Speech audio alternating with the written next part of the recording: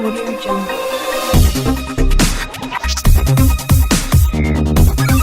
Neuquén. Escribió además Venezuela y la Revolución, escenarios de la era bolivariana, 2008, y publicó en colaboración Cartografías de Poder y Descolonialidad, 2014, Información, se puede saber lo que pasa, 2005, y Relatos que integran la antología Corazón de 5 Esquinas, 2010.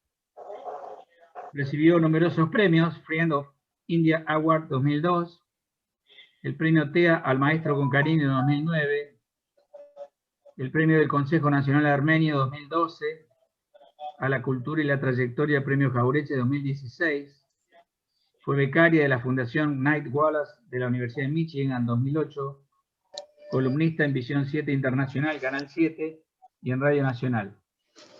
Colabora actualmente en la revista Caras y Caretas y conduce Voces del Mundo, programa diario de política internacional que se emite por AM770 Radio Cooperativa y por Sputnik Televisión.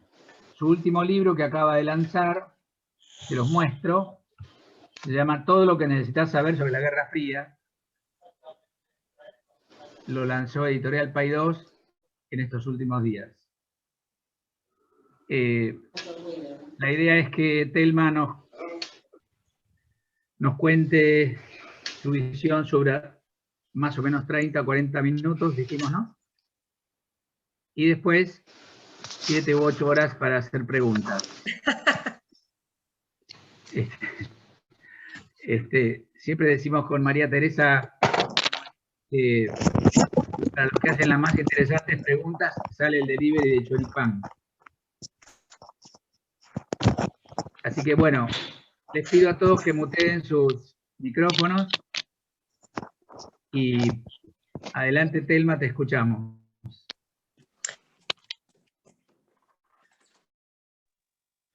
Muchísimas gracias, Jorge, muchísimas gracias al Grupo Castelli, no lo conocía, bueno, hermoso nombre. Bueno,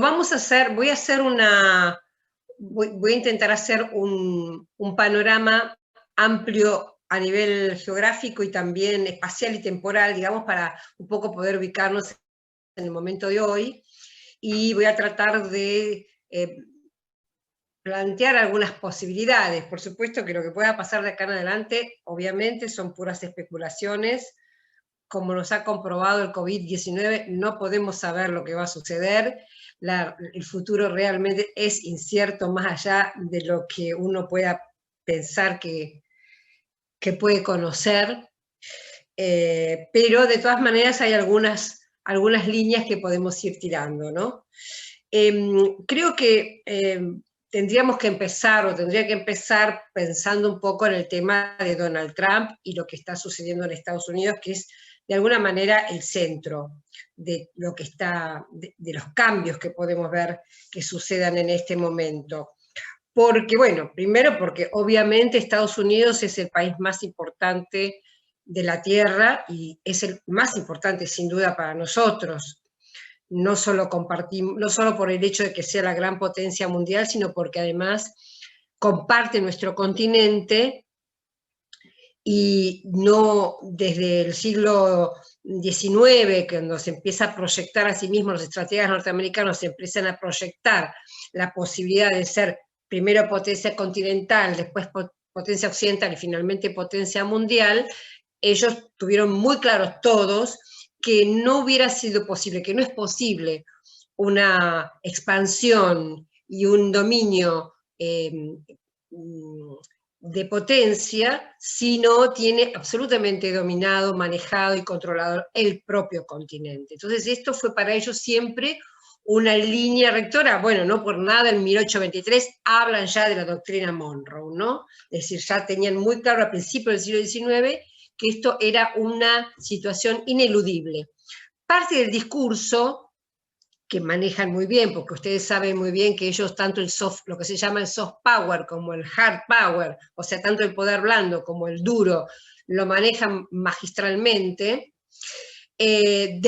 Muchas veces nos han dicho a través de analistas, a través de de películas, a través de centros de comunicación, que nosotros somos irrelevantes, que nuestra región no carece de importancia, que en realidad tienen la vista puesta en el Oriente Medio, que qué importante que es Irán. No es así. La realidad es que nosotros somos lo más importante para su subsistencia, somos vitales para la subsistencia de Estados Unidos como gran potencia hegemónica. Y lo que estamos viendo en este momento es eso, es la caída de esa potencia hegemónica, la declinación de esa potencia hegemónica, que obviamente no sabemos cuánto puede durar un siglo, 2 décadas, es algo imposible de calcular, pero la potencia como la conocimos durante el siglo XX, durante toda la época de la Guerra Fría y posterior a la Guerra Fría, esa sí se está modificando. En realidad, la historia es algo dinámico que se está transformando constantemente, ¿no?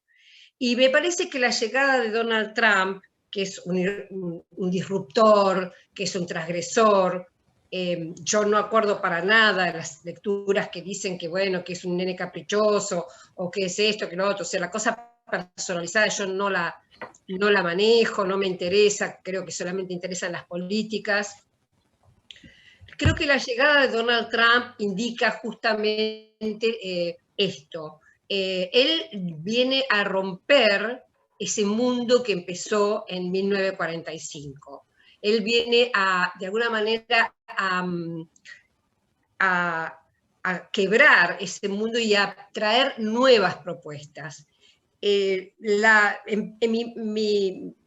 lo que yo analizo es que justamente la percepción de que la decadencia y la declinación había comenzado, hace que de alguna manera una parte importante de lo que se llama el Deep State, o que también se llama los poderes fácticos, una parte importante del poder norteamericano haya tenido la convicción de que habían pasado ya los momentos de mantener el multilateralismo, que Estados Unidos tenía que replegarse en sí mismo para justamente retomar fuerzas y poder seguir con su plan hegemónico. Y para esto hacía falta, hay un artículo muy interesante que salió en septiembre y octubre de este año, del 2020, hace poquito, firmado por Nadia Shatlow, en una revista, el Foreign Affairs, que es una revista muy importante de Estados Unidos y que siempre trae ensayos estratégicos, de estrategas muy interesantes, y ella habla de la necesidad de... Es decir, ella como representante de un sector del pensamiento norteamericano, del pensamiento y de la política, la necesidad de un nuevo orden, ella dice, hay que abandonar los pensamientos cómodos. Nos sentíamos muy cómodos con la Guerra Fría, teníamos muy claro cuál era el juego, pero es hora de abandonar ese tipo de pensamientos, cerrar, dice ella, el imaginario de la Guerra Fría. La Guerra Fría se terminó, hay que buscar otro camino, y repensar en ese sentido no solo los propios valores y el propio rol de Estados Unidos en el mundo, sino también pensar los rivales. Fundamentalmente,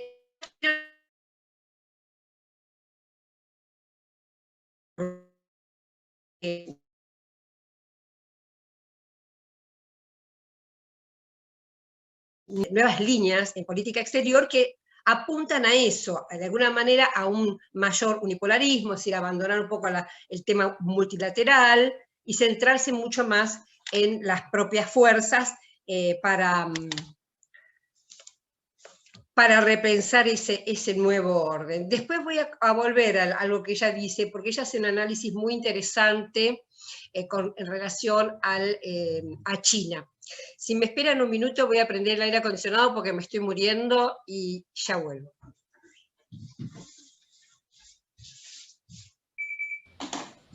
Aprovecho este instante, este parate, para recordarles que cualquier pregunta que quieran hacer la hagan vía chat. Y solicitamos a todos los participantes que mantengan sus micrófonos apagados. Gracias. Bueno, entonces decía esto, que Trump en realidad viene un poco a quebrar ese mundo de la Guerra Fría, es parte de lo que un sector importante del poder norteamericano esperaba, entendía que el multilateralismo le estaba debilitando el poder a Estados Unidos, y él, digamos, con su estilo, ahí sí tenía un estilo político muy claro, en donde aparece como muy asentado en el tema de la polarización, ¿no? O sea, como esta estrategia de de asentar el poder en función de tener un enemigo concreto, que fue al principio, en la primera campaña electoral, los mexicanos, después claramente fue, durante su gobierno internamente fue Obama, al que lo maltrataba, decía que él había hecho los peores acuerdos de la historia de Estados Unidos, etcétera, y China a nivel de política exterior. Y también ahora en este último tramo, en esta campaña que perdió, también el aumentar, el apostar a la polarización, lo que nosotros llamaríamos la grieta, en términos argentinos diríamos esto, es una de sus estrategias. Y de hecho no ha terminado con esa estrategia, porque ya sabemos que a pesar de que el colegio electoral ya dijo que ganó Joe Biden, y que etcétera, etcétera, él aún mantiene estas posiciones y sus grupos de choque también la mantienen. Pero bueno, lo que entonces vemos es que ha habido como una exageración en ese sentido de un discurso muy hiperbólico por parte de Donald Trump, pero era justamente para acompañar lo que yo digo, de alguna manera, para decirlo en forma coloquial, fue un volantazo. O sea, él terminó con digamos, con las políticas vinculadas a las grandes organizaciones internacionales. Por ejemplo, degradó mucho lo que significaba las Naciones Unidas, incluso lo que significaba la OTAN como gran organismo militar de defensa, ofensivo-defensivo. Se prácticamente desintegró la Organización Mundial del Comercio, ni hablar de la Organización Mundial de la Salud, con todo este tema del COVID, que denigró abiertamente. Pero, repito, todo esto no fue una voluntad de Donald Trump, sino que fue una política de aproximación y de empoderamiento, digamos, de sí mismo, cerrado sobre sí mismo, en detrimento de las políticas que pareciera que van a volver con Joe Biden, que son las del multilateralismo. Es decir, o también se llaman globalistas, una política donde Estados Unidos se coloca a sí mismo como el primus inter pares, o sea, entre comillas, un liderazgo que comparte con otras naciones también potencias o líderes, pero basado en la concepción de que hay un mundo integrado, y que en ese mundo integrado Estados Unidos lleva el liderazgo. Ahora bien, lo que sucedió en el 2020 fue claramente, además de Donald Trump, poner un poco, me parece a mí, blanco sobre negro, la crisis de ese liderazgo, ¿no? Porque fíjense ustedes, con el COVID, lo que pasó muy claramente es que no apareció el liderazgo de Estados Unidos para decir qué era lo que había que hacer. Es decir, el proyecto cuando ellos se proponen como proyecto, el discurso, digamos, o el imaginario de ellos, es que, bueno, pensemos en el Estados Unidos de la Guerra Fría, ¿no? Que son los líderes de la prensa libre, de la libertad de expresión, que gracias a la política económica y democrática de Estados Unidos es un país que está a la vanguardia de las innovaciones, a la vanguardia de la tecnología, que gracias a la política y a la economía capitalista de Estados Unidos hay movilidad social, que los hijos viven mejores que sus padres, que los valores que ellos manejan son los de igualdad y democracia, el self-made man, el hombre que pudo haber nacido en un ambiente pobre, una familia pobre, pero que cualquiera que haya nacido en una familia pobre tiene la posibilidad de escalar hasta los puestos más altos, que cualquier norteamericano que nació en esa tierra tiene la protección asegurada. Todos estos valores, todos estos imaginarios, podríamos decir, que hacen a la autoestima a nivel interno de Estados Unidos, pero también a su rol en el mundo, todo esto se fue desmenuzando, ya se venía desmenuzando, obviamente, pero con el COVID-19 creo yo que se puso muy en evidencia, sobre todo por esto, porque ni tiene la tecnología, ni está a la vanguardia de la tecnología, ni sus habitantes están protegidos, ni el sistema capitalista promueve la movilidad social y asegura que los hijos van a vivir mejor que los padres. Hubo en los primeros meses de marzo a mayo 50 millones de desocupados en Estados Unidos. El primer trimestre del 2020 cayó la economía del país casi un 5%, y así sucesivamente. Todas las cifras van dando cifras y hechos, ¿no? El desempleo, la recesión, la falta de un sistema sanitario protector. Y sobre todo, lo que a mí me parece que es uno de los puntales fundamentales es la falta de lo que tienen normalmente las potencias líderes, y es de una concepción de qué es lo que hay que hacer, una propuesta de qué es lo que hay que hacer, unos lineamientos, y la capacidad de explicar eso o de anunciarlo de manera que consigan ser seguidos. Eso me parece que son las características Oliver.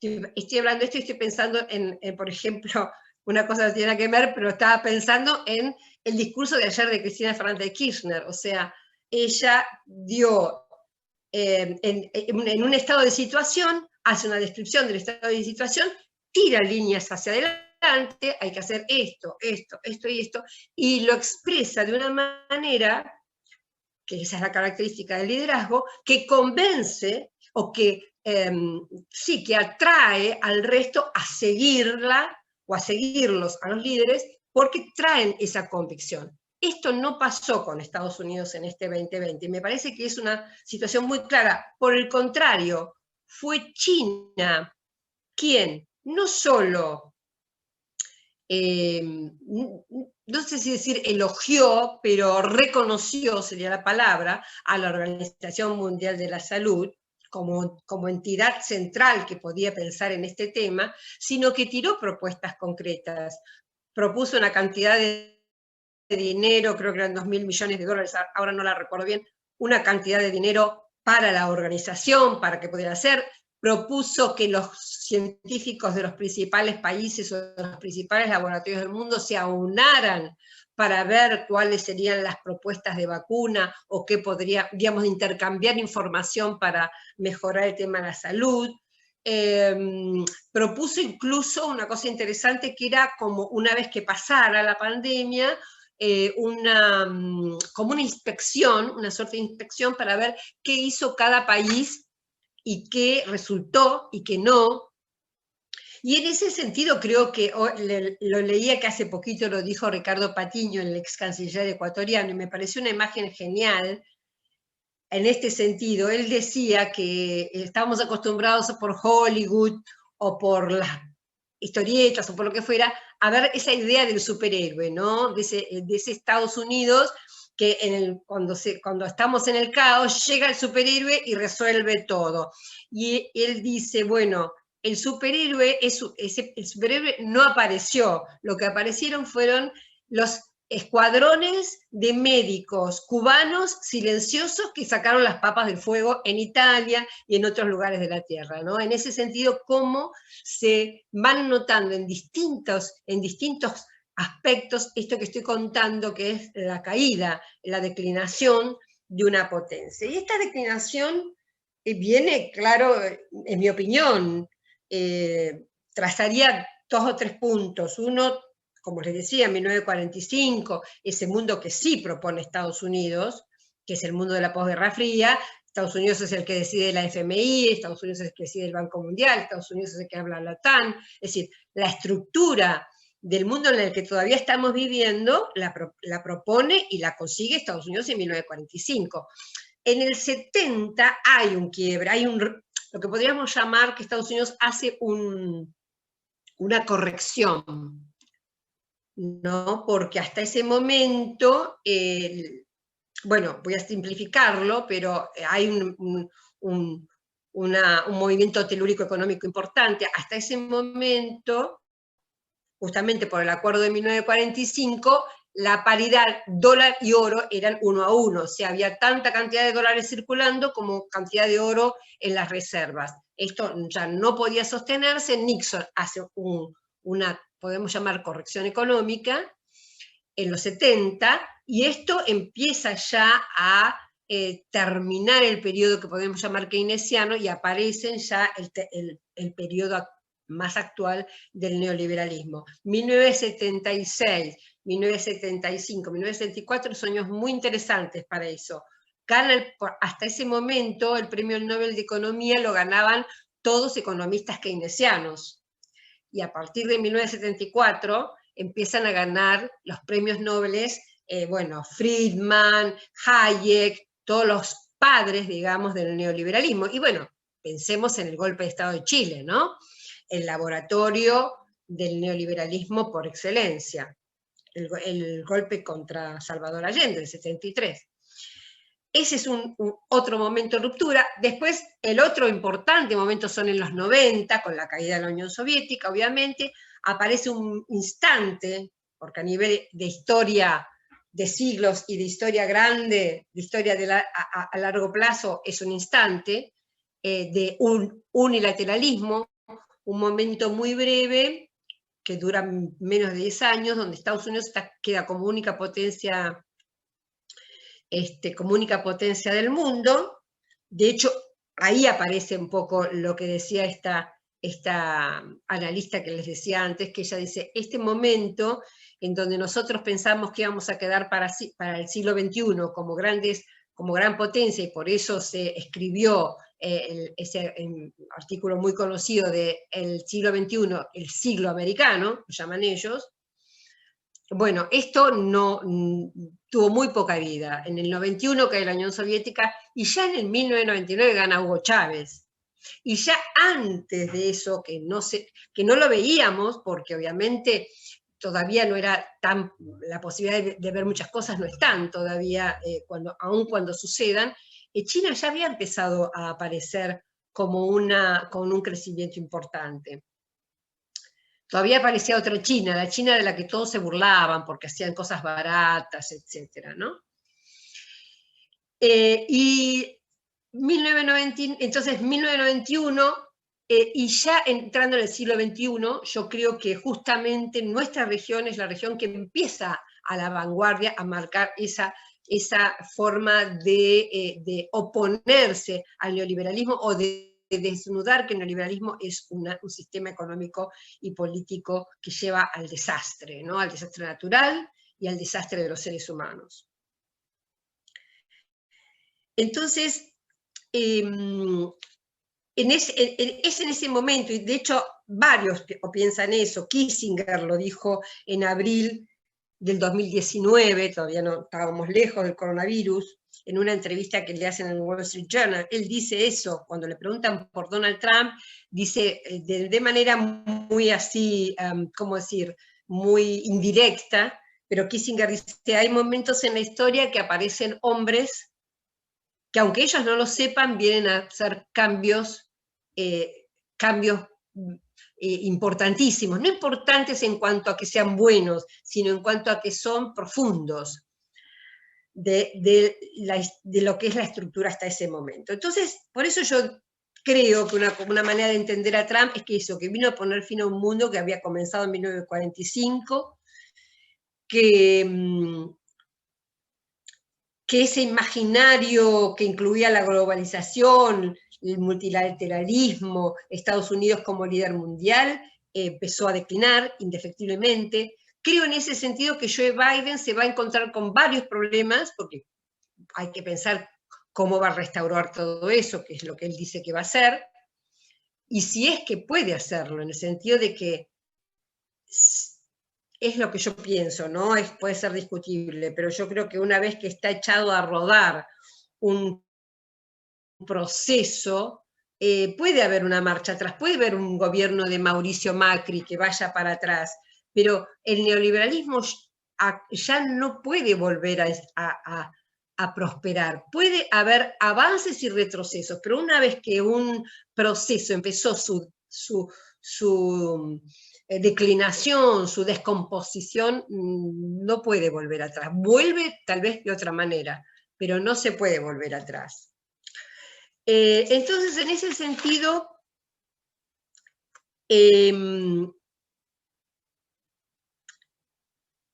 ahora voy a ir a lo de China.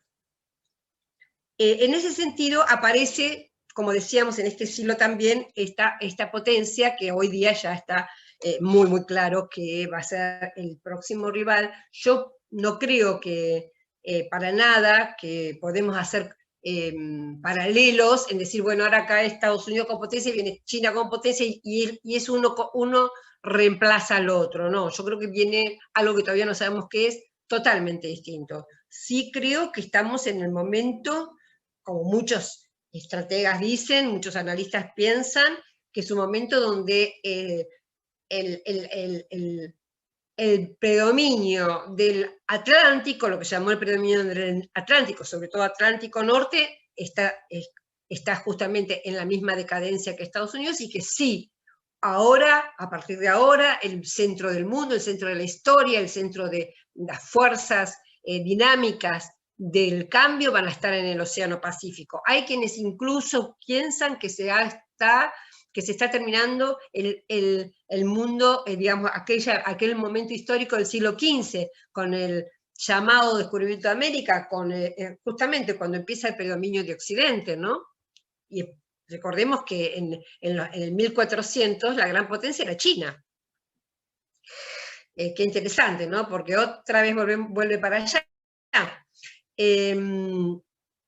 Entonces, estamos viendo eso. Yo creo que sí, que efectivamente estamos en un momento de transición hacia el Pacífico, un momento de transición hacia Oriente, como centros de pensamiento, de economía, de concepciones, etc.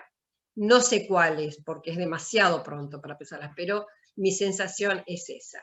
Y en ese sentido, quería comentarles esto de la situación, como ven ellos, de China. ¿Qué es lo que no funcionó? ¿Qué es lo que no funcionó con China, no? Porque fíjense qué interesante, Estados Unidos prácticamente ha probado con China casi todas el gran menú de estrategias que tiene para desestabilizar, para penetrar, para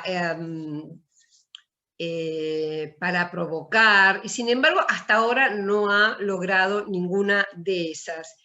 Hay varias situaciones, varios problemas que tiene Estados Unidos, varias fantasmas, digamos, con respecto a China. Por un lado, el desbalance comercial. China tiene un balance positivo comercial bueno, las cifras son inmensas, a mí no me entra en la cabeza, pero las digo, son 422.000 millones de dólares de balanza positiva, mientras que Estados Unidos tiene una balanza negativa de 822 millones de dólares. O sea, ya ese problema que hoy día la prensa lo llamamos la guerra comercial, pero yo creo que la guerra comercial es apenas lo que se dice la punta del iceberg, ¿no? Realmente es como la cara visible de algo que realmente, de una disputa que es mucho más profunda. Desarrollo tecnológico. Estados Unidos tiene miedo del desarrollo tecnológico chino.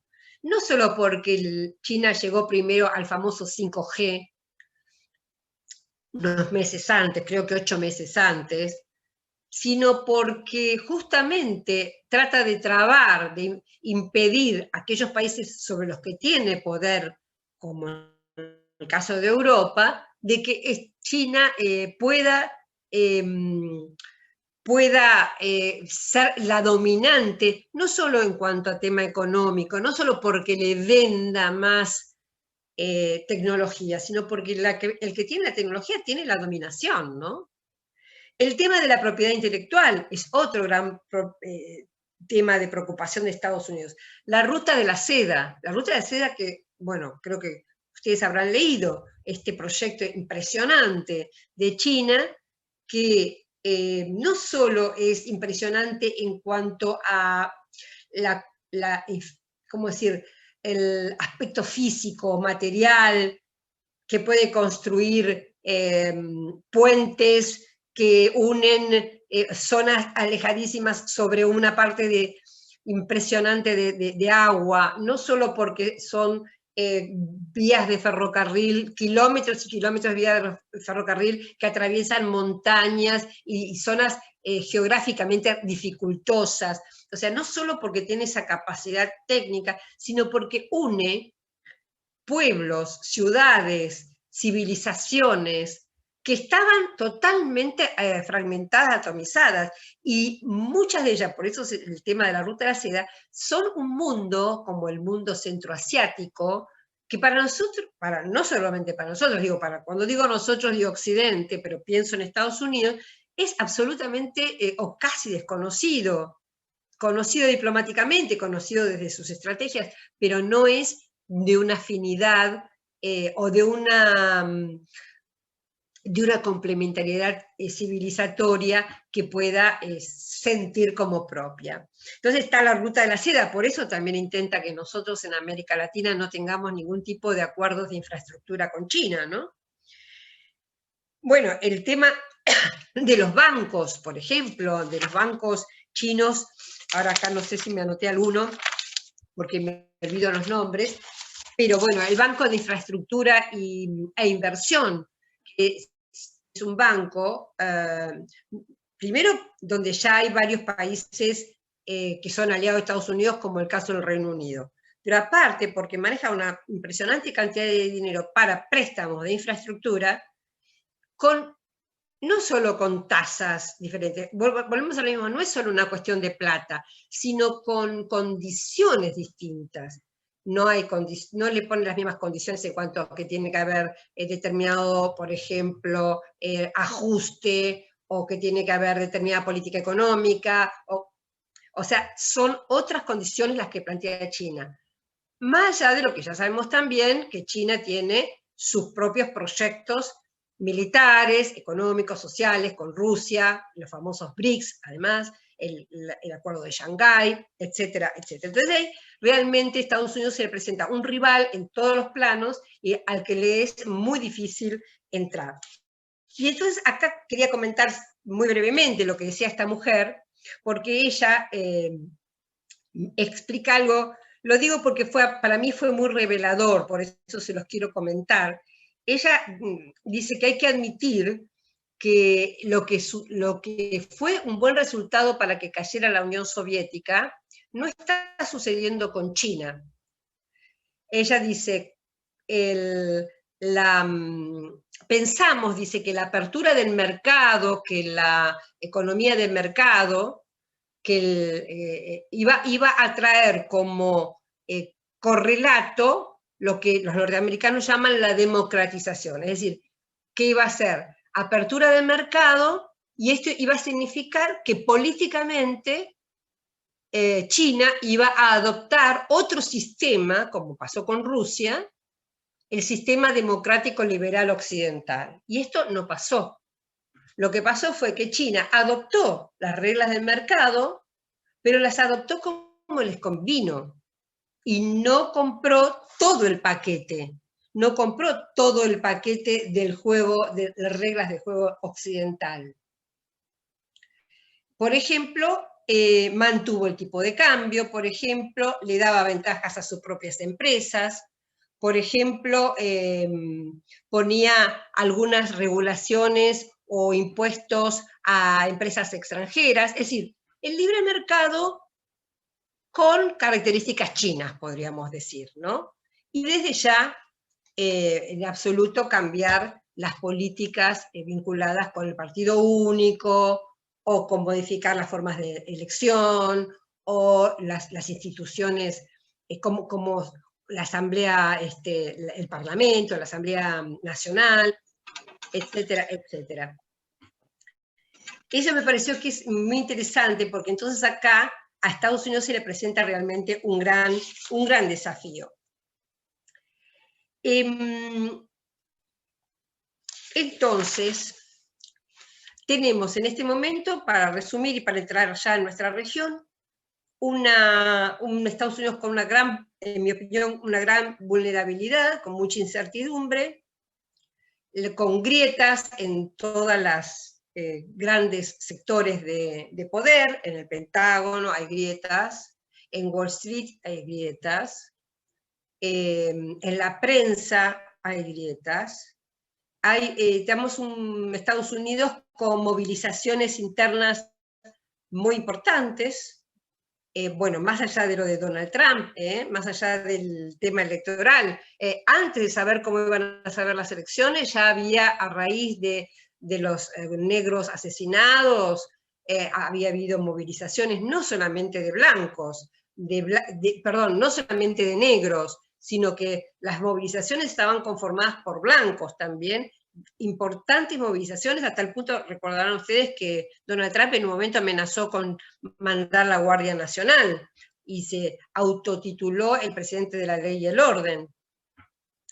Entonces, hay crisis, en mi opinión, crisis de representación partidaria, porque que sea Joe Biden y Donald Trump los dos candidatos a elecciones de Estados Unidos, me parece que habla claramente de que los partidos internamente están con graves problemas de disputas y de desinteligencias, de crisis, porque Donald Trump no representa al republicano típico, y un tipo como Donald Bush, como George Bush, dice no lo voy a votar, y tampoco Joe Biden representa digamos, el típico, o sí representa el Partido Demócrata, pero digo, cuando lo eligen a Joe Biden, me parece a mí, hay una clara falta de candidatos. No hay un escenario donde uno puede ver varios candidatos. Y aparece, por otro lado, estos políticos como Bernie Sanders, como Alexandria,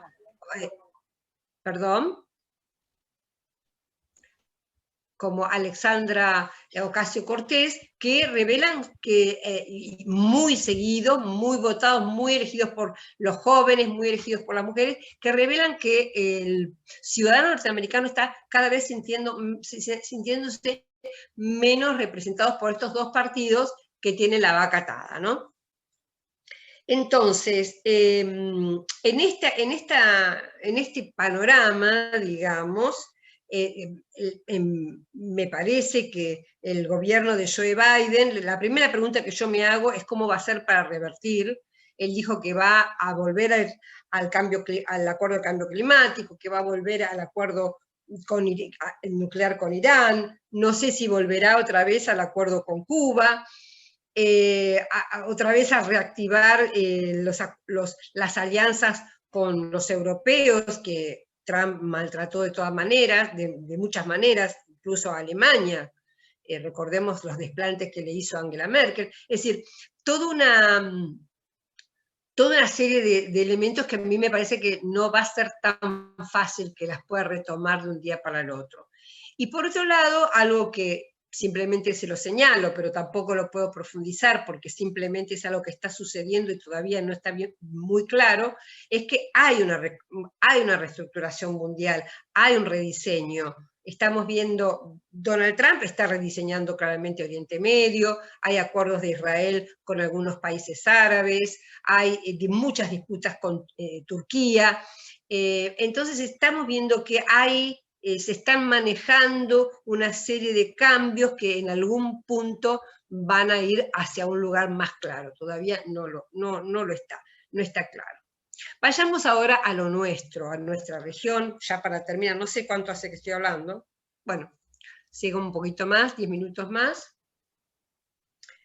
Nuestra región, yo creo que muy interesante pensar que justamente en esa línea de Estados Unidos como potencia declinante, los dos grandes fracasos de Estados Unidos estuvieron en nuestra región.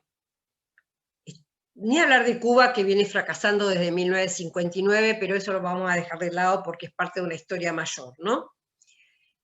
Pero tanto Venezuela como Bolivia fueron dos fracasos para Estados Unidos. Intentó como yo decía antes, todo el menú, desde el soft power hasta el hard power, desde la invasión militar que se proponía hacer a Venezuela, los paramilitares que que coló por la frontera colombiana, el tema de los, como le decían, de la ayuda humanitaria para los venezolanos, Guaidó, un autodenominado presidente, es decir, pusieron toda la carne al asador, y Maduro está en el Palacio Miraflores y acaba de hacer una elección el 6 de diciembre, o sea que es un fracaso en toda la línea.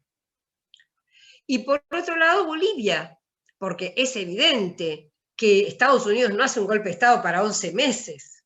Eso es, nosotros que tenemos una historia de golpes de Estado que conocemos bien, sabemos que no existe un golpe de Estado para esta situación. Si este golpe de Estado fracasó y hubo que llamar a elecciones, y en la elección ganó el candidato de Evo, es porque, primero, por la garra que tiene el pueblo boliviano, sin duda, por la organización del pueblo boliviano, y porque el avance histórico en contra del neoliberalismo, digamos, el velo que se cayó para entender lo que es el neoliberalismo, para entender que el neoliberalismo nos mata, nos lleva a la ruina, esa verdad ya, una vez que se entiende, no tiene marcha atrás. Yo creo que eso es lo que ha pasado con una parte del pueblo boliviano. Bolivia la tiene difícil porque ustedes recordarán, y ahí me viene bien recordar esto porque quiero hablar de un punto más, ustedes recordarán que en el año 2008 hubo un momento donde se hablaba de una secesión de Bolivia, que iba una parte de Bolivia, se llama la Media Luna, que son 4 provincias o 4 departamentos, querían separarse, o sea, querían dividir Bolivia en 2 partes, ¿no? Y que yo recuerdo muy bien que ese momento Evo viajaba de La Paz a Santa Cruz, porque justamente el que lidera este separatismo es la provincia de Santa Cruz, el departamento de Santa Cruz de la Sierra, no le dejaban bajar el avión. O sea, el avión presidencial con el presidente adentro no lo dejaban aterrizar. Esto en el año 2008. Se solucionó porque existía la UNASUR. Fue un golpe contra Evo que no tuvo éxito porque existía UNASUR, porque se reunieron de emergencia en Chile, yo acuerdo que estaba Néstor, y bueno, y resolvieron que no, digamos, de alguna manera impusieron un freno a esa situación. Ahora, este tema, fíjense ustedes que ahora con este golpe del año pasado, es otra vez Santa Cruz de la Sierra el que empieza a liderar todos esos grupitos fascistas de Santa Cruz, son los que empiezan, más Fuerzas Armadas, más policía, ¿no? Pero digo, esos grupos siguen vivos y siguen atentando contra un cambio en Bolivia, un cambio más democrático, un cambio donde se acepten a los pueblos originarios, donde haya una fuerte nacionalización de los hidrocarburos, donde haya una redistribución de la renta, que no es, como dijo ayer Cristina, para 2 o 3. O sea, hay una hay un fuerte bastión que va a seguir reapareciendo, porque ese grupo de personas no se puede, no va a desaparecer, no se va a fumar en el aire, son bolivianos y van a hacer lo posible por imponer su política, ¿no? Es así. Pero bueno, hubo entonces 2 grandes fracasos, y para terminar entonces, ¿qué pienso que puede hacer? Bueno, es por supuesto una buena noticia lo de Bolivia. Me parece que es primordial retomar el UNASUR, por eso me vino bien hacer esta referencia del 2008, que también sirvió para frenar el golpe de 2010 en Ecuador contra Correa. El 7 de febrero hay elecciones en Ecuador, con muchas posibilidades para el candidato Rafael Correa, que se llama Andrés Arauz, que yo lo conozco personalmente, y es realmente un gran valor. Es un muchacho muy joven, creo que ese día o el día antes de la elección cumple 36 años, o sea que tiene 35, es un bocho, es economista, es muy simpático, tiene muy buena oratoria, o sea, se comunica bien. No sé si decirle que es carismático, pero se comunica muy bien y está muy bien en los medios, que es muy importante. Explica muy bien para la televisión y para la radio, y eso es muy importante porque puede llegar a la gente, ¿no? Entonces, yo veo que nosotros tenemos que insistir para reponer estas instituciones que nos permiten justamente construir nuestro futuro, ¿no? Creo que el enemigo, que puede ser Estados Unidos o que puede ser las oligarquías locales, o los dos juntos, justamente triunfan, avanzan cuando logran nuestra fragmentación, cuando logran confundirnos con nuestros proyectos, con nuestros objetivos finales, y cuando también me olvidé lo que iba a decir, bueno, esto, ¿no? O sea, fundamentalmente cuando nos desintegran y cuando nos hacen perder de vista el horizonte y los objetivos que tenemos que tener. Entonces me parece que es fundamental retomar esto, retomar el UNASUR, retomar la CELAC, pero sobre todo el UNASUR, y me parece que estamos en ese camino. No solo Bolivia, creo que Argentina también, por supuesto México, pienso que también Ecuador, y Chile, Perú y Colombia están demostrando, son 3 países que no podemos comparar uno con el otro, pero me parece que están mostrando cierto hartazgo, cierto deseo de cambio, cierta convicción de que tienen que cambiar, que me parece que va a ir madurando hacia una política digamos, de antineoliberalismo, de antineocolonialismo y de integración. Brasil es un punto aparte, ¿no? Brasil en este momento no podemos todavía pensarlo, yo por lo menos todavía no lo puedo pensar como qué puede pasar. No está claro todavía cuál puede ser la salida de Brasil. Pero bueno, tiendo a creer que 10, 12 años de un gobierno como el de Lula, así como 10, 12 años de un gobierno como el de los Kirchner, o 10, 12 años como un gobierno de Correa, o el de Evo, no pasan alegremente. O sea, no es que pasan y se olvidan y no dejan ninguna siembra. Yo no lo creo eso. Tal vez tarden en exponerse, en expresarse eso, pero no pasan así como si nada. Entonces, en ese sentido, creo que hay que esperar. Bueno, y nada más, llego hasta acá, espero por ahí a través de las preguntas me voy acordando alguna cosa más que quería decirles, pero bueno, básicamente es esto, y no sé si era tal vez lo que estaban esperando, pero bueno, háganme si no ustedes las preguntas que quieran. Elma, Tu tocaya, Telma, pregunta, en perspectiva histórica, ¿qué lugar le asignás a la derrota de Estados Unidos en Vietnam, en función de lo que venís describiendo?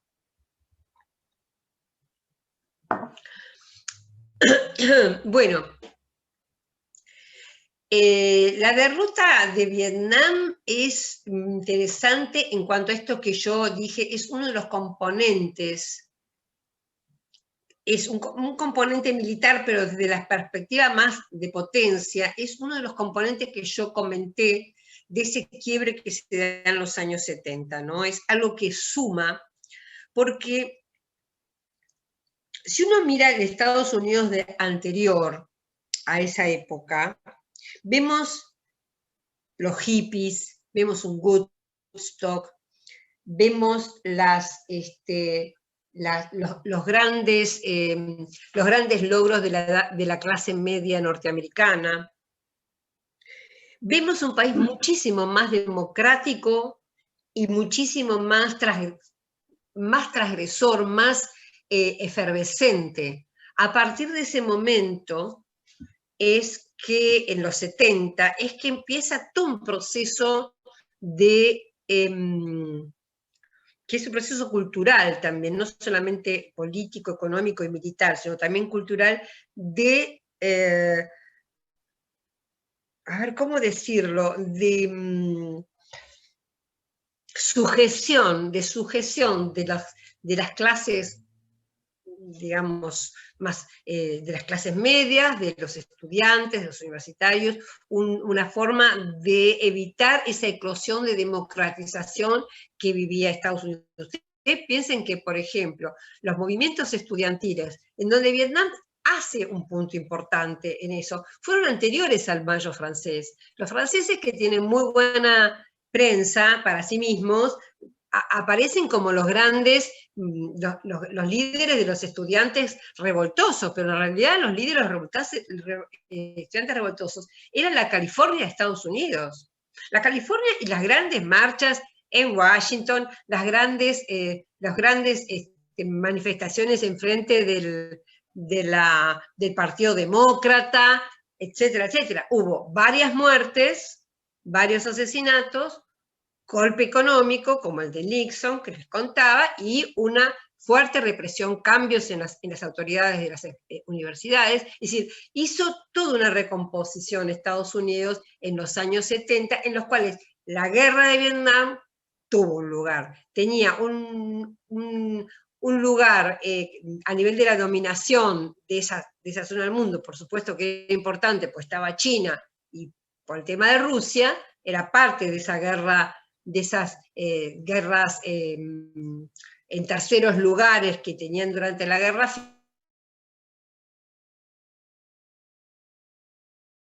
Fría, parte de la propia estructura.